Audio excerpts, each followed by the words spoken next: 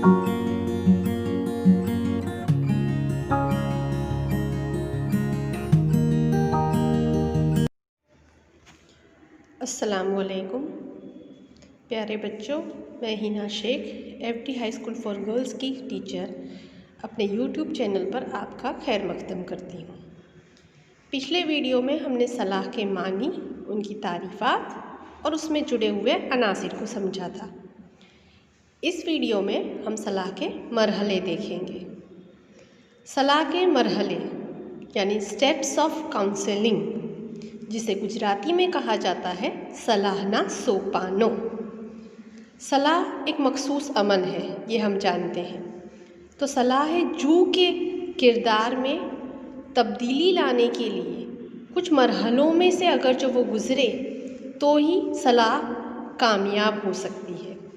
इसलिए सलाह के लिए ब्रोमर और शॉस्ट्रोम उन्होंने सलाह की फहमाइश के लिए कुछ मरहले बयां किए हैं, जिसमें सबसे पहला मरहला है सलाह जू के आने का मकसद मालूम करना, जिसे गुजराती में कहेंगे सलाहार्थीनो आववानो हेतु जाणवो। सलाह जू जब हमारे पास आता है या किसी भी सलाहकार के पास जाता है तो वो अपना मसला, उसकी दर्द, उसकी तकलीफ़, उसका इजहार करने में कामयाब हो सके, ये बाबत इस मरहले का मकसद है। मतलब कि जब तक वो अपना मसला, अपनी तकलीफ़ बयान नहीं करेगा तब तक सलाह आगे बढ़ सकती नहीं है। तो यहाँ पर सबसे पहले उसके आने का मकसद मालूम करना है। दूसरा मरहला है सलाह ताल्लुक़ कायम करना, जिसे गुजराती में कहेंगे सलाह संबंधनी स्थापना करवी।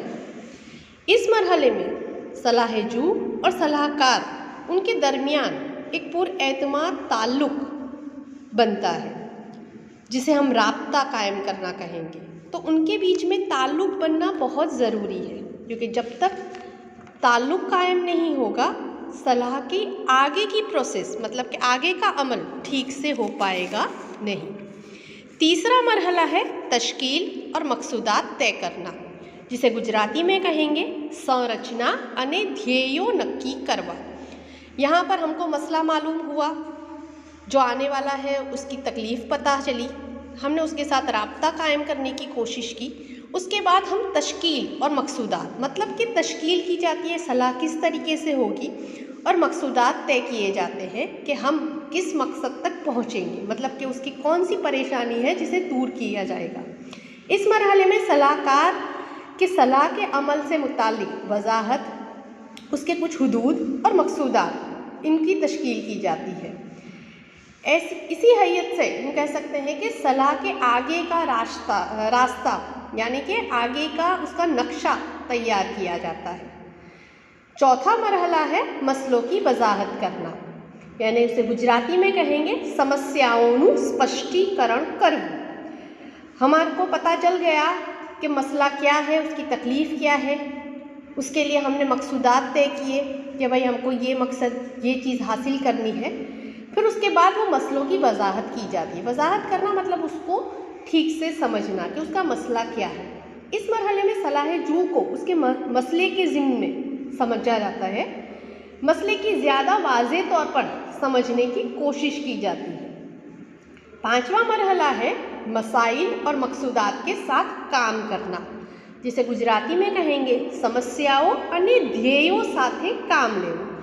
जो मसले की हैयत है उसको वाज़ेह तौर पर समझने के बाद जो हमने मकसद तय किया है, बराबर, उसकी इस्लाह के लिए, उसके हुसूल के लिए हम क्या कर सकते हैं, उसकी अमली तैयारी करनी पड़ती है। यहाँ पर उसकी अमली तैयारी की जाती है कि हमने जो मकसद तय किए, उसके मसला जो हल करना है वो कैसे हासिल कर सकेंगे, उसके लिए अमल की तैयारी की जाती है। उसके बाद छठा मरहला है काम करने की प्लानिंग करना, जिसे गुजराती में कहेंगे कार्य योजना घड़वी। सलाह के अमल को पूरा करने के लिए हमको सलाह जू की देखभाल और उसकी रहनुमाई के लिए थोड़े अरसे तक उसके साथ प्लानिंग करना पड़ता है कि वो किस तरीके से काम करेगा। उसको जो भी मसला है उसको हल करने के लिए वो कैसे काम करेगा, क्या अमल करेगा, उसकी प्लानिंग करनी होती है। और नए किरदारों की आजमाइश करनी होती है। कई बार कुछ ऐसे किरदार, कुछ ऐसी चीज़ें इंसान ने सीखी होती है जिसकी वजह से उसकी प्रॉब्लम्स आती है, उसको मसले आते हैं, तो उसका नए किरदार की उसको तश्कील करनी होती है। अब्राहम मैस्लो के मुताबिक ऐसे तजुर्बात खुद मुआलजी इक़दार रखते हैं, यानी कि सलाह-ए-जू खुद अपने आप में तब्दीली लाने के लिए, उसके इलाज के लिए कोशिश करता है।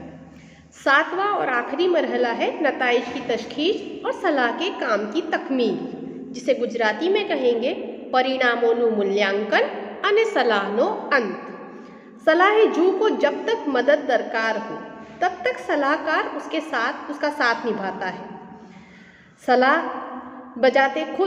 सलाह-ए-जू बजाते खुद आगे बढ़ने के लिए तैयार हो, ऐसे सलाह उसको दी जाती है। सलाहकार का काम तब ख़त्म हो जाता है जब सलाह-ए-जू खुद तैयार हो अपने मसलों से निमटने के लिए।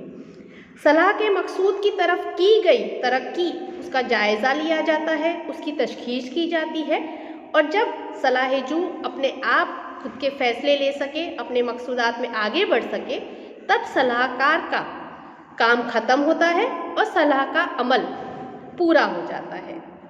सलाह के ये मरहले बाहमी तौर पर एक दूसरे के साथ जुड़े हुए होते हैं।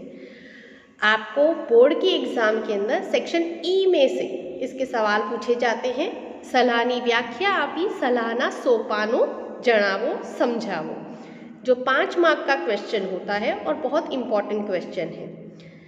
अब हम दूसरा एक टॉपिक देखेंगे, मौसर सलाह की खुसूसियात और फ़ुनून, जिसे गुजराती में कहा जाएगा असरकारक सलाहना लक्षणों अने कौशल्यों। मतलब कि असरदार मौसर तौर पर सलाह करने के लिए ऐसे कौन सी लियाकत, कौन सी खुसूसियात और फ़ुनून होने चाहिए। पैटरसन ने असरकारक सलाह मतलब कि मौसर तौर पर सलाह किस तरीके से होती है, उसके कुछ तरीके, कुछ फ़ुनून बताए हैं। सबसे पहला है सलाह-ए-जू की मर्ज़ी के मुताबिक किरदार तब्दीली पर असर करने के साथ जुड़ी हुई है। मतलब क्या है कि सलाह जो है वो सलाह-ए-जू की मर्ज़ी के साथ जुड़ी हुई है। जब तक सलाह-ए-जू अपने किरदार तब्दीली लाने की कोशिश ना करे, तब तक वो सलाह असरदार नहीं हो सकती। दूसरा फ़ुनून है सलाह का मकसद खुद इख्तियारी तब्दीली को आसान बना सके, ऐसी सूरत हाल पैदा करना है। मतलब कि सलाह का मकसद ही यही है कि इंसान खुद इख्तियारी तौर पर उसमें बदलाव ला सके, अपने किरदार को बदल सके। तीसरा जो फ़ुनून है, सलाह में फ़आल होकर सुनना होता है। मतलब कि जो सलाहकार है उसको फ़आल होकर, एक्टिव होकर सुनना है। वो कोई और काम में मशरूफ़ हो तो सलाह-ए-जू अपने मसले उसको बयां करता नहीं है। लेकिन सलाह का अमल सिर्फ सुनना ही नहीं है, सामने उसको रिएक्शन भी देने होते हैं। सलाहकार अपने सलाह-ए-जू को दीगर लोगों के मुकाबले ज़्यादा गहराई से समझता है। यहाँ पर एक खुसूसियत ये भी है कि सलाह-ए-जू को सलाहकार बेहतर तरीके से, दूसरों से बेहतर तरीके से समझ सकता है, तभी वो सलाहकार है और सलाह-ए-जू उसके पास जाता है। और अगर जो ऐसा माहौल पैदा हो तभी सलाह का अमल सक्सेसफुल हो सकता है। 5वां जो पॉइंट है, सलाह का अमल पुरसुकून माहौल में होना चाहिए। मतलब क्या है कि जहाँ पर शोर हो या दूसरे लोगों के आना जाना हो, वहाँ पर सलाह-ए-जू अपने मसले बयां करता नहीं है। उसमें होने वाली जो भी बातचीत है वो भी खानगी रहनी चाहिए। जब भी सलाह-ए-जू अपने कोई भी मसले उसको बयां करता है तो सलाहकार उसे पूरी तौर पर पूरा एतमाद दिलाता है कि वो वहाँ पर होने वाली सारी बातचीत खानगी रखेगा। छठा पॉइंट है, सलाह-ए-जू का मसला नफ्सियाती होता है, बराबर। अब ये हमको पता है कि नफ्सी तौर पर उसको कोई तकलीफ़ है तभी वो सलाहकार के पास गया है, तो सलाह-ए-जू का मसला जो है वो नफ्सियाती होता है। तो सलाहकार उसके मसलों को हल करने का फ़न रखता होना चाहिए। मुख्तसर तौर पर देखें तो सलाह फ़र्द को अपनी ज़ात के बारे में, अपने माहौल के बारे में, अपने रोल किरदार के बारे में सीखने में मदद करती है। मौसर सलाह के लिए साइंसी तरबियत, तजुर्बा और सलाहकार की मखसूस फ़ुनून का शुमार होता है। यहाँ पर असरकारक सलाहना लक्षणों અને कौशल्यों ये टॉपिक ख़त्म होता है। मौसर सलाह की खसूसियात और फ़नून ये भी आपको सेक्शन डी में पूछे जाने वाला एक सवाल है जो पूछा जा सकता है। आपको इस वीडियो के बारे में कोई भी सवालात हो या कमेंट हो तो आप कमेंट बॉक्स में लिख सकते हैं। अल्लाह हाफिज़। Thank you very much.